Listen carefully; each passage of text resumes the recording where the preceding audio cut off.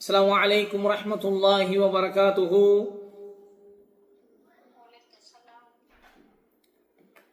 الحمد لله وحده والصلاة والسلام على من لا نبي بعده بعد. நாம Islamic real stories அப்படின்னு சொல்லி உண்மை சம்பவங்கள் அல்லாஹுடைய தூதர் ஸல்லல்லாஹு அலைஹி வஸல்லம் அவங்க தன்னுடைய தோழருக்கு சொன்ன உண்மை சம்பவங்களை நாம வாரந்தோறும் பார்த்து வரோம். அப்படிதானே பார்த்து வரோமா? நாம போன வாரம் மாஷித்தா அப்படிங்கிறவங்களுடைய சம்பவத்தை நம்ம பார்த்தோம். இந்த வாரம் முக்கியமான ஒரு சம்பவத்தை பார்க்க போறோம். எப்படிப்பட்ட சம்பவத்தை பார்க்க போறோம்? முக்கியமான சம்பவம்.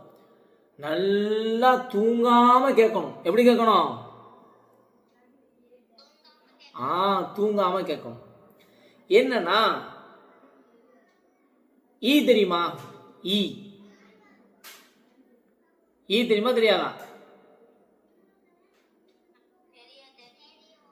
ஈ இந்த காதல் வந்து கத்தும்ல, ஊன்னு கத்திட்டு போகும்ல, இந்த மூக்குலாம் வந்து உட்காரும், மூக்குல வந்து உட்காரும், தலையில உட்காரும், அப்ப இப்படி இப்படி கரட்டிக்கிட்டே இருப்போம்.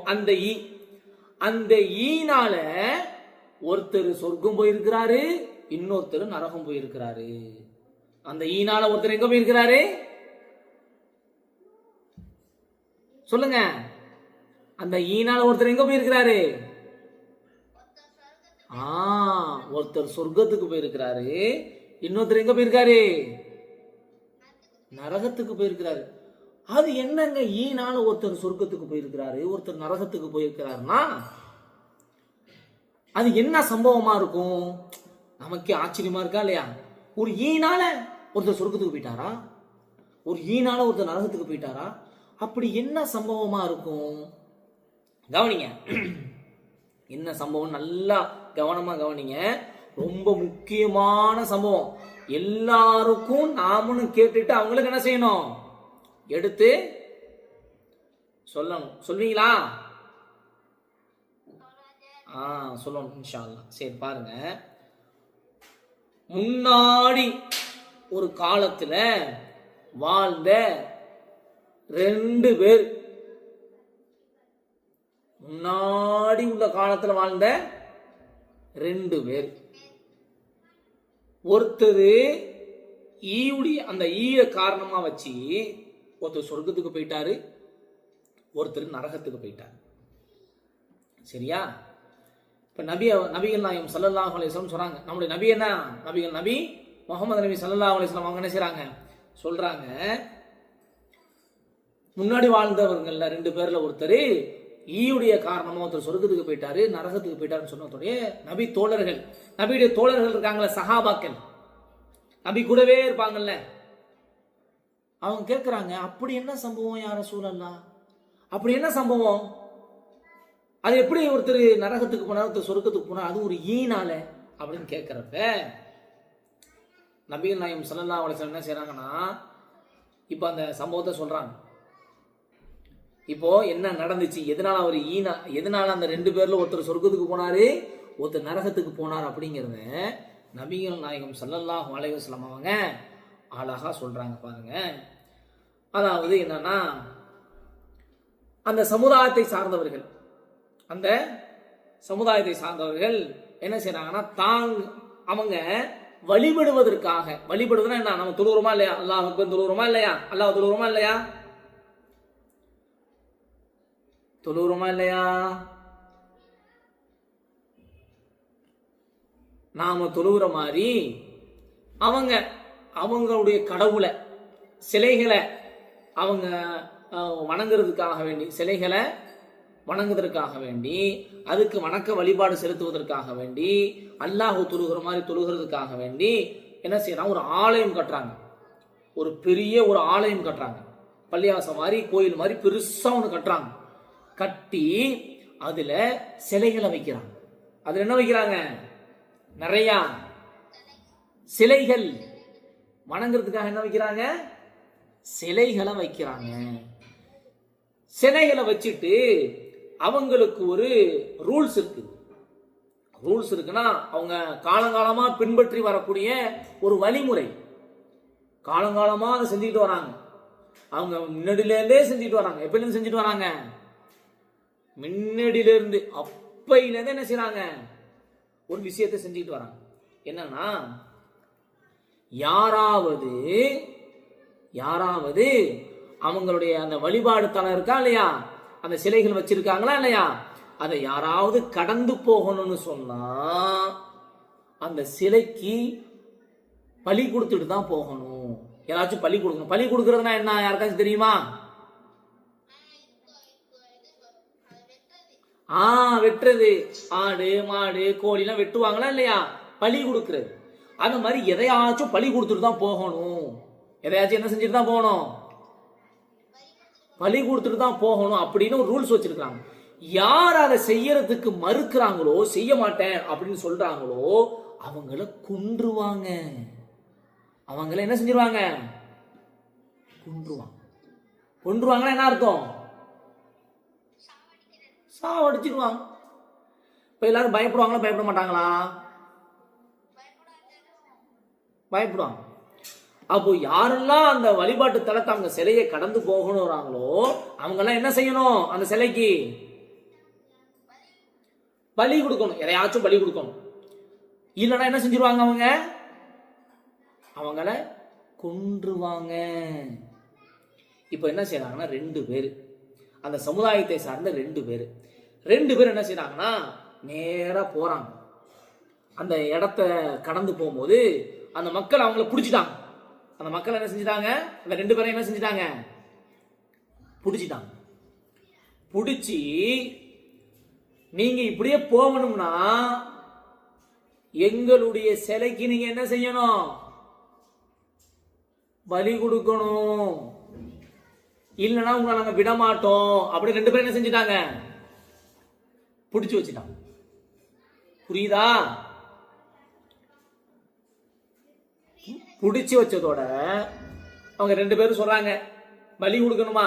எங்கிட்ட ஒண்ணுமே இல்லையே, எங்கிட்ட எதுவுமே இல்லையே, நாங்க எங்க என்னத்த பலி கொடுக்கறது? பலி கொடுக்கல, எங்கிட்ட ஒண்ணுமே இல்லை அப்படின்னு சொன்னதோட அந்த பிடிச்சு வச்சிருந்தாங்களா இல்லையா, அவங்க சொல்றாங்க, அப்பனா பலி கொடுக்க ஒண்ணுமே இல்லையா, ஒரு ஈயாவது என்ன செய்யுங்க, ஒரு ஈ, அந்த ஈய பிடிச்சி எங்களுடைய சிலை மேல போட்டுட்டு போங்க. ஈய பிடிச்சி என்ன செய்யுங்க, அதை கொன்னு எது மேல போடுங்க?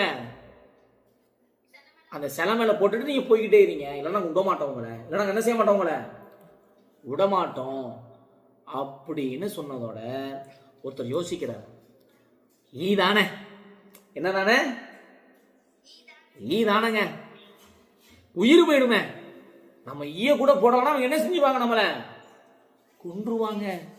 அதனால என்ன செஞ்சிருவோம், ஒரு ஈய பிடிச்சி போட்டுட்டு போய்கிட்டே இருப்போம், நமக்கு ஏமா ஒம்பு அப்படின்னு சொல்லி ஈய பிடிச்சாரு. அந்த சிலை மேல போட்டாரு ஒருத்தர். அதோட என்ன செஞ்சிட்டாரு, சொல்லிட்டாரு, எப்பா நீங்க சொன்ன மாதிரி ஒரு ஈய பிடிச்ச சிலை மேல போட்டுட்டேன், என்னைய விட்டுருங்கப்பா, நான் பலி கொடுத்துட்டேன்பா அப்படின்னு சொன்னதோட சரி சரி நீ போ அப்படின்னு என்ன செஞ்சுட்டாங்க, அவரை அனுப்பி வச்சுட்டாங்க. 2 பேரும் ஒருத்தர் போயிட்டாரா, இன்னொருத்தர் இருக்கிறாரு, அவர்கிட்ட சொல்றாங்க, நீயும் ஒரு ஈய பிடிச்சு வச்சுட்டு போ, நீ ஒரு ஈய வச்சு பிடிச்சி பலி கொடுத்துட்டு என்ன செய்ய போன்னு சொன்னது. அவர் சொல்றாரு, இல்ல இல்ல நான் அப்படி செய்ய மாட்டேன், நான் என்ன செய்ய மாட்டேன், அந்த மாதிரி செய்ய மாட்டேன். ஏன்னா நான் அல்லாஹ்வை தான் நான் வணங்குறேன், இந்த சிலைகளை இல்ல, அல்லாஹ்வுக்கு நான் இணை வைக்க மாட்டேன், நான் இந்த சிலைகளுக்கு நான் பலி கொடுக்க மாட்டேன் அப்படின்னு என்ன செய்யறாரு, அவர் மறுக்கிறார். ஏன், அல்லாஹ் தான் ஏக இறைவன், அல்லாஹ் மட்டும் தான் வணங்குவேன், இந்த சிலைகளுக்கு நான் என்ன செய்ய மாட்டேன், நான் பலி கொடுக்க மாட்டேன் அப்படின்னு என்ன செய்யறாரு, சொல்றாரு. அல்லாஹ்வுக்கு நான் இணை கற்பிக்க மாட்டேன். இணை கற்பிக்கிறதுனா என்ன, அல்லாஹ்வுக்கு, அல்லாஹ்கிட்ட கேட்கறத அல்லாஹ்வுக்கு செய்ய வேண்டியதை வேற ஒருத்தருக்கு செய்யறது, வேற ஒருத்தருக்கு செய்யறது. நம்ம தொழுகிறோம்ல, அது அல்லாஹ் தவிர வேற யாருக்காச்சும் தொழுகலாமா? குர்பானி கொடுக்கிறோம்ல, ஆடு இருக்கிறோம்ல, ஆடு மாடுலாம் அறுக்கிறோம் இல்லையா, அது அல்லாஹ்வை தவிர வேற யாருக்காச்சும் அறுக்கலாமா? அறுக்கக்கூடாது, அல்லாஹ்க்கு தான் இருக்கணும். துவா கேட்கிறோமே, அல்லாஹ்கிட்ட கேட்கணுமா இல்லை வேற யார்ட்டாச்சும் கேட்கலாமா? அல்லாஹ்கிட்ட தான் கேட்கணும். சரியா?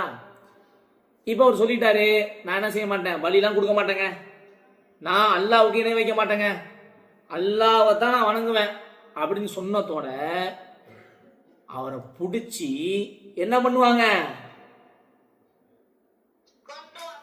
கொன்னுட்டாங்க. அவர் பிடிச்சி என்ன செஞ்சுட்டாங்க? கொன்னே போட்டாங்க. இப்பதான் நபிகள் நாயகம் ஸல்லல்லாஹு அலைஹி வஸல்லம் நபி சொன்னாங்க, அந்த ஈய பிடிச்சி ஒருத்தர் நான் வந்து பலி கொடுக்கிறேன்னு அந்த சிலை மேல போட்டுட்டு தப்பிச்சு போனாரா இல்லையா?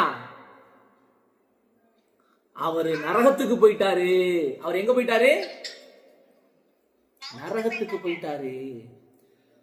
நான் பலியா கொடுக்க மாட்டேன், கொடுத்த அல்லாஹ்வுக்கு மட்டும்தான் எல்லாம், நான் அல்லாஹ்வுக்கு இணை வைக்க மாட்டேன்னு சொல்லி அவரு உறுதியாக இருந்து தன்னுடைய உயிரையே கொடுத்தாரே, கொன்னுட்டாங்களே மக்கள். அவரு சொர்க்கத்துக்கு போயிட்டாரு. அவர் எங்க போயிட்டாரு? சொர்க்கத்துக்கு போயிட்டாரு. அப்போ அல்லாஹ்வுக்கு செய்ய வேண்டியத ஒரு சிலைக்கோ ஒரு மனிதருக்கோ ஒரு ஏதோ ஒரு மரத்துக்கோ செஞ்சா நாளைக்கு மறுமையில நமக்கு என்ன கிடைக்கும்? நரகம் தான் கிடைக்கும். அல்லாஹ்வுக்கு இணை வைக்கலாமா? வைக்க கூடாது. ஏன்னா பாருங்க, அவர் உயிருக்கு பயந்துகிட்டு ஆஹா நம்மளை கொன்றுவாங்கன்னு சொல்லி ஒரு ஈய பிடிச்சு வச்சுட்டு போனாரு. ஆனா இந்த உலகத்துல வாழ போறதோ கொஞ்ச நாள் தான், ஒரு 50 வருஷமோ 60 வருஷமோ தான் வாழ போறோம், அப்படித்தானே? அதுக்கப்புறம் நமக்கு மௌத்துங்கிற மரணம் வருமா வராதா? நிறைய பேர் நம்ம குடும்பத்திலே இறந்து போயிருப்பாங்க. ஆனா மறுமையில நமக்கு மரணமே கிடையாது, நம்ம சாகவே மாட்டோம், உயிரோடையே இருப்போம். அப்ப அங்க போய் கஷ்டப்படுறது, அங்க போய் நரகத்துல கடக்கிறது நமக்கு எவ்வளவு பெரிய ஒரு மோசமான செயல். அதனால நாம இந்த உலகத்துல இருக்கக்கூடிய விஷயத்தை கண்டு பயந்துகிட்டு அல்லாஹ்வுக்கு இணை வைக்க கூடாது. அல்லாஹ்வை தவிர வேற யாரும் என்ன செய்யக்கூடாது? வணங்கக்கூடாது. நாம ஆடு மாடு ஒட்டகம் ஒரு கோழியா இருந்தாலுமே கூட ஒரு ஈயா இருந்தாலுமே கூட நாம அல்லாஹ் அல்லாத வேற யாருக்கும் நம்ம என்ன செய்யக்கூடாது? குர்பானி கொடுக்கறன்னு கொடுத்துடக்கூடாது. கொடுத்தா அது என்ன ஆயிடும்? பெரிய பாவமா போயிடும். அவன் எங்க போயிடுவான்? அப்ப நாம அல்லாஹ் மட்டும்தான் வணங்கணும், அல்லாஹ்ட்ட தான் எல்லாம் கேட்கணும். சரியா? குர்பானி கொடுக்காம அல்லாஹ்ட்ட தான் கொடுக்கணும். சின்ன பொருளா இருந்தாலும் இது சாதாரண பொருள் தானே அப்படின்னு சொல்லி அது அல்லாஹ்வுக்கு இணை வைக்கக்கூடிய காரியமாக இருந்தா அதை என்ன செய்யக்கூடாது? செய்ய கூடாது.